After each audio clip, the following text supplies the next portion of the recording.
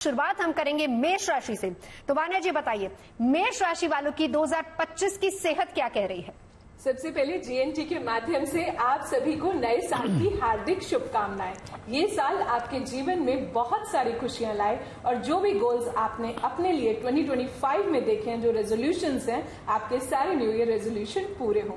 नवजोत जी की बात को एको करते हुए, हेल्थ इज वेल्थ, हेल्थ जीवन में बहुत इंपॉर्टेंट होती है। मेष राशि की अगर हम बात करते हैं, ये साल आप ही का साल है, क्योंकि 2025 है जिसका टोटल 9 पर आता है और 9 के जो स्वामी है वो मंगल है और मेष राशि के स्वामी जो है वो भी मंगल है। इस साल आपको अपना खास ध्यान रखना है, बहुत सपोर्टिव साल है। आपके सारे रुके हुए काम जो है वो इस साल पूरे होंगे। इस साल आपको अपनी हेल्थ का खास ध्यान रखना है। मंगल जो होता है कहीं ना कहीं स्पोर्ट्स का भी कारक होता है, तो अपने आप को अगर आप किसी जिम से एसोसिएट करते हैं, किसी स्पोर्ट्स की कोई भी फिजिकल एक्टिविटी से, जो भी आपको पसंद है आप कीजिए, बट अपने आप को किसी ना किसी फिजिकल एक्टिविटी से एंगेज रखना है, इंडल्ज रखना है। करना क्या है, आप रेगुलर जिम जाइए, हनुमान जी की आराधना कीजिए और कहीं ना कहीं हनुमान जी के राइट पैर का तिलक लगाइए। ओम हनुमते नमः का आप इस साल जो है जाप भी कर सकते हैं और आप कार्नीलियन धारण कर सकते हैं। तो चलिए, ये तो बात हुई मेष राशि वालों की सेहत की, लेकिन अब मेष राशि वाले जो स्टूडेंट्स हैं उनके लिए साल कैसा होगा? क्योंकि देखिए, शुरुआत में ही साल की इम्तिहान भी शुरू हो जाते हैं और बहुत सारे कॉम्पिटिटिव एग्जाम्स भी होते हैं, तो आपकी एजुकेशन किस तरह की रहेगी, पढ़ाई लिखाई कैसी रहेगी? संजय जी बताइए। जी, सबसे पहले जीएनटी के जो भी दर्शक इस प्रोग्राम को देख रहे हैं उनके लिए नववर्ष मंगलमय हो और जितने भी साथी बैठे हैं उनको भी नववर्ष की शुभकामनाएं। और कहते हैं कि विद्यार्थी लभते विद्याम, धनार्थी लभते धनम। तो जीवन के अंदर जो ज्ञान के बिना गति नहीं हो सकती, संसार में बिना ज्ञान के गति कभी भी नहीं हो सकती। और शास्त्रों में एक मंत्र भी आया है, छोटा सा मैं बोलता हूँ, काक चेष्टा बको ध्यानम स्वान निद्रा तथैव च अल्पहारी गृह त्यागी विद्यार्थी पंच लक्षण। तो क्या है कि जो विद्यार्थी है, जिसको विद्या का अर्जन करना है, ज्ञान का अर्जन करना है, और शास्त्रों में कहा गया है बिना ज्ञान की गति नहीं। और हमारे यहाँ पर जो शिक्षा दी जाती है उसमें ज्ञान, ऐसा ज्ञान नहीं दिया जाता कि सिर्फ आप किताब पढ़ के और एग्जाम दे दें।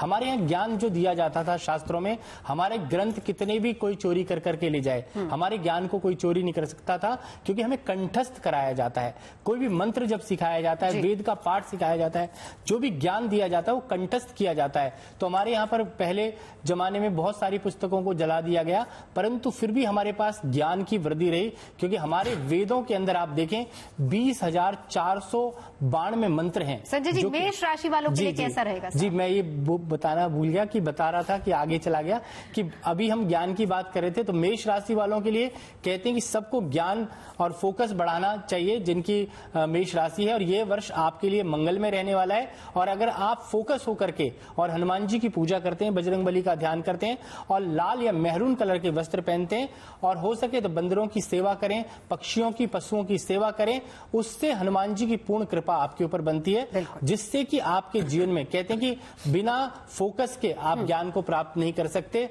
और आपको जो फुल ऑन फोकस करना पड़ेगा 2025 में, क्योंकि मंगल का साल है। आप बहुत अच्छी शिक्षा प्राप्त कर सकते हैं। और मैं तो ये भी कहूंगा कि सबको फ्री एजुकेशन इस वर्ष में दी जाए। यहाँ से एक मोटो वो तो आप सरकार को एक मैसेज दे रहे हैं, लेकिन कुल मिलाकर अगर देखा जाए तो मेष राशि वालों के लिए ये साल अच्छा, लेकिन हाँ, फोकस आपका होना चाहिए।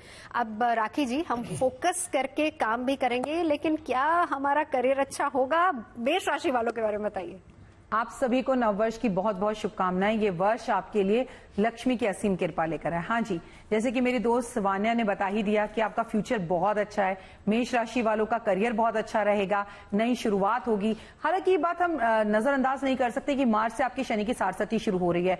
पहला चरण, जब पहला चरण शुरू होता है तो शनि बड़े मेहरबान होते हैं। शनि आपको सब कुछ देते हैं जो आपको चाहिए, तो आपकी हर मनोकामना पूर्ण होगी। अगर आप व्यापार करते हैं तो व्यापार में भी आप नई ऊंचाइयों को देखेंगे, कोई नई शुरुआत होगी, आपको मेहनत का फल पूरा मिलेगा। व्यापार में कोई बड़ा बदलाव आता हुआ भी दिखाई दे रहा है। अगर आप अभी तक पार्टनरशिप में नहीं थे तो कर सकते हैं, और अगर पार्टनर था कोई तो आप इंडिविजुअली अपना काम कर सकते हैं। हनुमान जी की पूजा जरूर करें। अपने भाई के साथ अपने संबंधों को बहुत अच्छा रखें, सोच कर बोलें और गुस्से पर नियंत्रण करें। बस एक आखिरी बात कहूंगी मेष राशि वालों, गाड़ी, स्कूटर, बाइक धीरे चलाएं, क्योंकि आपके करियर में कहीं रुकाव ना ला दे। करियर तेजी से आगे जाने वाला है। अगर एक्सीडेंट हो गया तो रुक जाएंगे आप, इसलिए थोड़ा संभल कर चलें।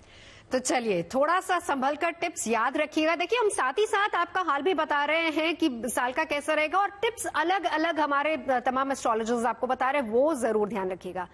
अब थोड़ा सा आगे बढ़ते हैं। सबसे ज्यादा जरूरी जब नजर होती है, भाई हमारी तिजोरी कितनी भरेगी, खाली होगी नहीं होगी, पैसा आएगा नहीं आएगा, खुजली बहुत हो रही है हाथ में लेकिन पैसा नहीं आ रहा। मेष राशि वालों 2025 में पैसा आएगा नहीं आएगा, बताइए राज जी। सबसे इम्पोर्टेंट, मैं नवजोत जी इसी को सुन रहा था। वान्या जी कह रहे थे कि आपको जिम जरूर जाना है, संजय जी कह रहे थे एजुकेशन, राखी जी कह रहे थे व्यापार। मैंने कहा सबसे इम्पोर्टेंट यहाँ पर मैं हूँ। ये सब तभी पॉसिबल है। मैं सोच रहा था तो बड़ी जिम्मेदारी से बताइएगा, सबकी नजर है आप पे। ये तभी पॉसिबल है जब पैसा आपके पास होगा, राइट। और 2025 में एक बहुत सुंदर, सबसे पहले कह दूं, श्री रामचरितमानस में गोस्वामी तुलसीदास जी ने एक बड़ी सुंदर चौपाई लिखी, सुफल मनोरथ होई तुम्हारे और राम लखन सुनि भय सुखारे। आप सभी का जो मनोरथ कोई भी है वो पूर्ण हो, ये मेरी भगवान राम से प्रार्थना है। 2025 में 9 वर्ष बाद ऐसा होने जा रहा है जब आपके धन भाव के स्वामी शुक्र द्वादश भाव में तो होंगे लेकिन एग्जॉल्टेड होंगे। तो मैं ये जरूर कह सकता हूं कि 2025 में धन का आगमन होगा, इसमें कोई दो राय नहीं है। लेकिन उसके साथ साथ क्यों धन का आगमन होगा? बिकॉज सेकंड हाउस के अंतर्गत बृहस्पति रहने वाले हैं। मई 18 तारीख तक वहां पर गोचर करेंगे और 18 तारीख तक लक्ष्मी योग बना करके खजाने को भरने वाले हैं। लेकिन उसी के साथ ऐशो आराम पर इस वर्ष खूब सारा पैसा खर्च होने वाला है।